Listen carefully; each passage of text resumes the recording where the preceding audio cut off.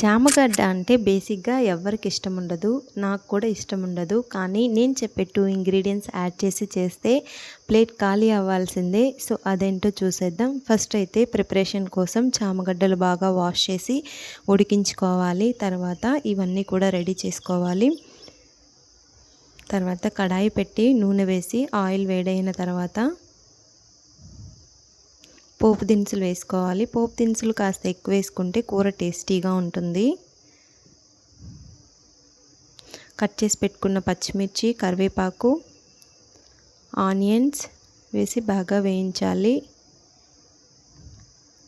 ఇందులో దంచిన వెల్లుల్లి కూడా వేసుకోవాలి. దంచిన వెల్లుల్లి ఫస్ట్ ఆయిల్లోనే వేస్తే కూడా టేస్టీగా ఉంటుంది. ట్రై చేయండి. నేను మర్చిపోయి తర్వాత వేసాను. చిన్నగా చాప్ చేసుకున్న టమాటోస్ కూడా వేసి మెత్తగా మగ్గనివ్వాలి. ఇప్పుడు ఇందులో కావాల్సినంత ఉప్పు, పసుపు కూడా యాడ్ చేసుకుందాం.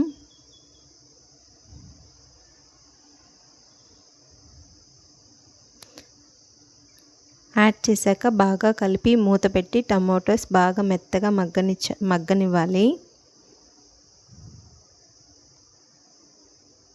ఇప్పుడు ఇందులో ఫస్ట్ మనం ఉడికించుకున్న చామగడ్డల్ని పీల్ చేసి కట్ చేసుకొని యాడ్ చేసుకుందాం.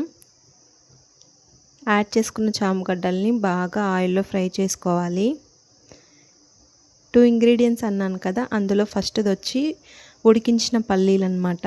నైట్ నానబెట్టేసుకొని ఉడికించుకోవాలి. ఇప్పుడు ఇందులో కొద్దిగా కారం యాడ్ చేసుకొని మన టేస్ట్కి తగినంత కారం యాడ్ చేసుకొని బాగా కలిపి చింతపండు జ్యూస్ అండ్ ఉడికించుకున్న పల్లీలు కూడా వేసి కావలసిన నీళ్ళు పోసి కూర బాగా మరగనివ్వాలి చిక్కబడే వరకు. ఇప్పుడు మనకు కావాల్సినంత ఉప్పు చూసుకొని వేసుకోవచ్చు. సెకండ్ ఇంగ్రీడియంట్ వచ్చేసి ఇదే అనమాట.